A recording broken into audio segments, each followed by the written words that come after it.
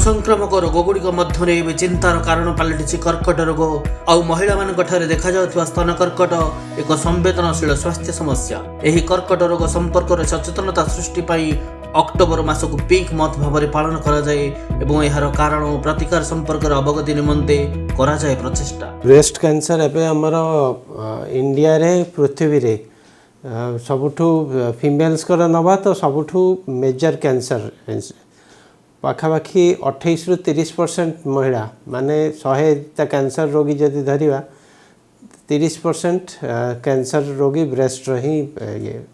आ ता भितर जदि आमे मानिकी चलिबा मोर्टालिटी माने से 65% रकर डेथ अराउंड 10%। तेणु मैंने 100टा ब्रेस्ट कैंसर पेसेंट रु 10 जन रोगी आमर डेथ होता है प्रति वर्ष आ सेटा गोटे बहुत अलार्मिंग जिनस। ब्रेस्ट कैंसर रे सबुठू आजिकली सबुठू मॉडर्न मेडिसिन रे डेवलपमेंट ब्रेस्ट कैंसर रे होची बहुत नुआ प्रकार तत्व बहुत नुआ प्रकार बायोलॉजिकल्स एंटीबॉडी ड्रग कंजुगेट सब आछि ब्रेस्ट कैंसर रे ता बादे भी यही जो संख्या मु कहली सेटा होची गोटे बहुत अलार्मिंग फैक्टर से पई का हमकू ध्यान देवा को पड़िबो डिजीज प्रिवेंशन पई मेनली डिजीज हला परे ता संगे लड़िया तो ठीक कथा किंतु आमे जदि डिजीज को प्रिवेंट करि पारले ताठो आ बड़ जितिबार किछि ये नाही। कैंसर को जितिबार गोटे माध्यम उपाय होची प्रिवेंट आउ अर्ली डिटेक्शन। तेणु रिस्क फैक्टर्स तापे हमको बहुत निश्चय भाव में जानिया पड़िबो।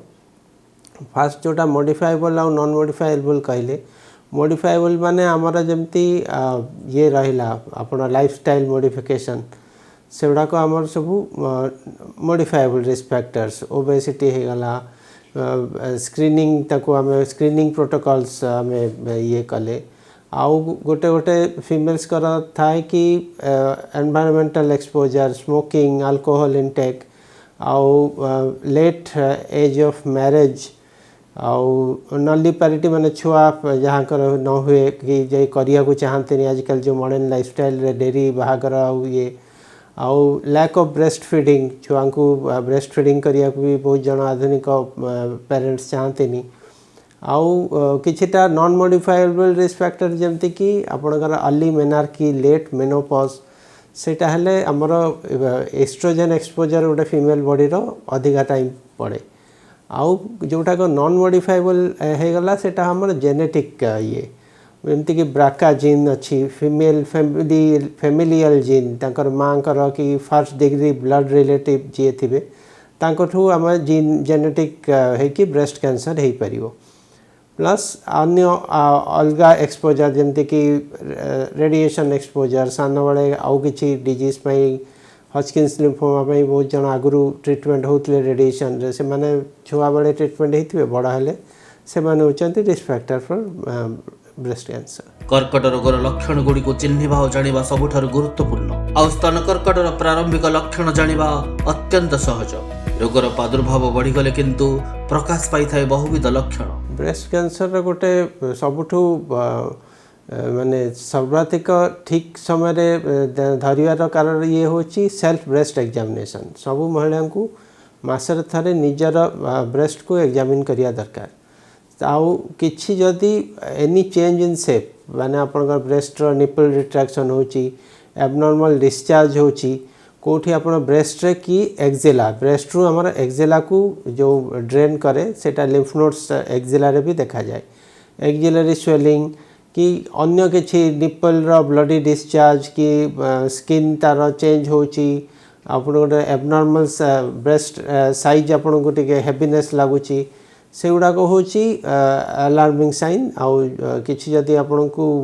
माने सिक्स सेंस बहुत जन का थाए कि मोर किसी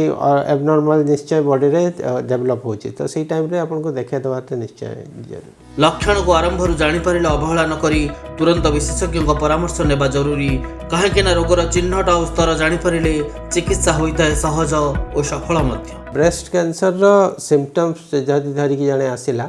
आमे फास्ट टांकू गोटे डायग्नोस्टिक मामोग्राफी करूँ सेटा मामोग्राफी मेसीन रे ही पारे बा हमर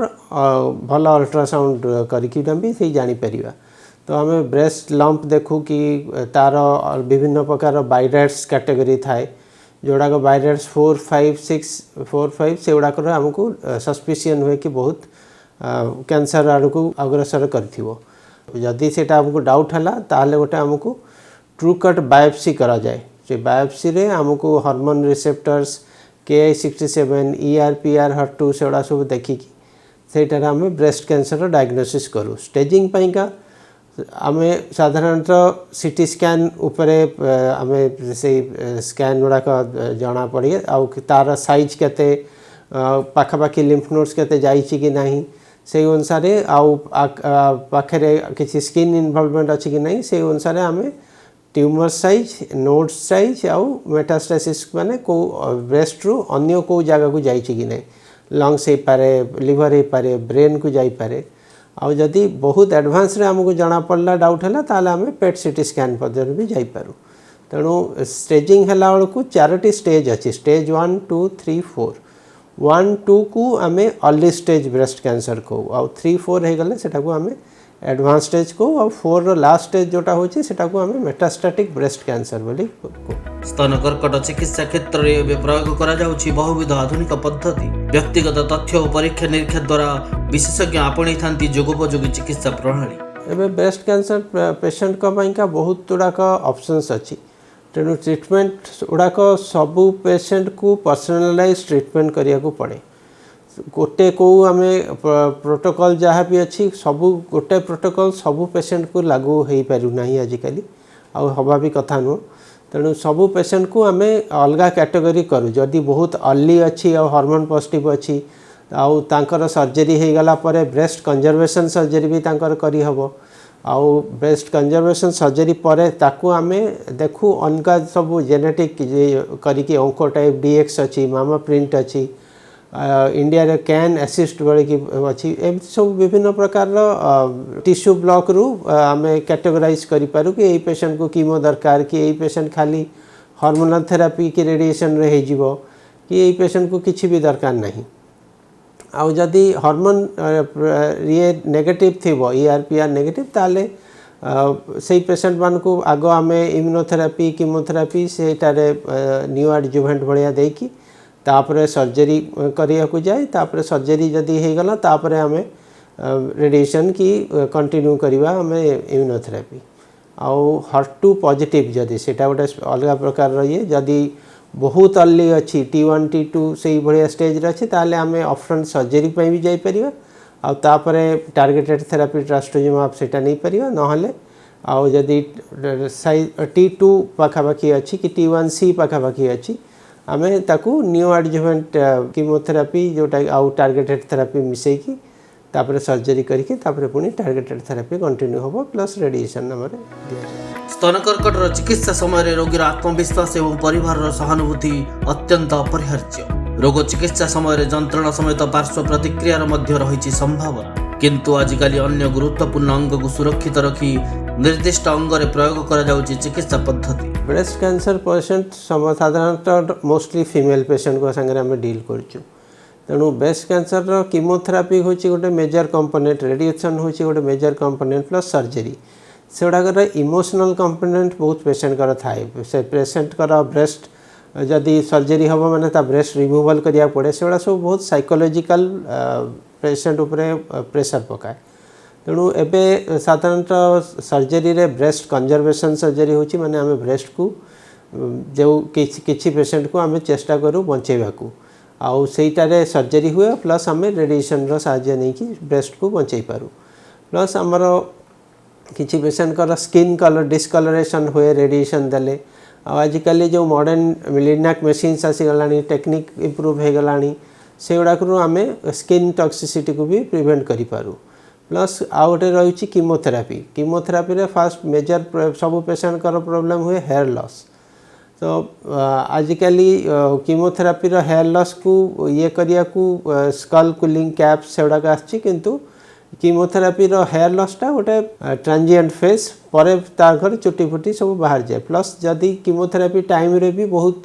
सपोर्ट ग्रुप अच्छा जी कि फीमेल कर विग से सब जिन अरेंज करी पारंती तो एते सेटा कॉस्मेटिकली ताको एते खराब लागेनी प्लस आमर जो लंग्स आउ हार्ट से गुड़ा सब भी बहुत ब्रेस्ट रेडिएशन फील्ड जोड़ाक आसे ताको आजिकल आम ब्रेथ होल्डिंग टेक्निक सब डेवलप है आउ से टेक्निक द्वारा आम लंग्स आउ हार्ट को भी बंचे पार जहाँकि भविष्य में myocardial risk heart disease risk रु बहुत सेफ रखे स्तन कर्कटर नियंत्रणाधीन संकटकारक गुड़िक संपर्क में सचेतन हो जगी चलवा नितांत आवश्यक आउ अनियंत्रित संकटकारक थिले स्क्रीनिंग रो गुरुत्व यथेष्ट अधिक ब्रेस्ट कैंसर रो फास्ट लड़ियार उपाय होची हमको आगु को आसिया पड़ियो स्क्रीनिंग करिया पड़ियो स्क्रीनिंग पाइंगा बहुत परिमाण रे लोक आगेले हमर ब्रेस्ट कैंसर इंसिडेंस आपे आपे कमी जीवो आउ आमर जो माँ भौणी को जार भी ब्रेस्ट कैंसर डाउट होची तांको लाज करिकी डाक्तर पाखु जीवा माने रहिबा जीवा दरकार काहेकि आमर जीवन मूल्यवान आउ जदि अर्ली कैंसर आम डिटेक्ट करि परछु ताहले तांकर बंचियार चांसेस आउ ब्रेस्ट कैंसर ठीक होबार चांसेस बहुत परिमाण तेणु आगे आसतु आउ अर्ली डिटेक्ट आउ स्क्रीनिंग साहाय्य आम ब्रेस्ट कैंसर को लड़ी परिया स्तन कर्कट भली एक संवेदनशील स्वास्थ्य समस्या संपर्क में जानिबार समस्तंकर रही आवश्यकता रोगीर चिकित्सा समय केवल परिवार नुहे समाजर मध्य रही गुरुत्वपूर्ण भूमिका।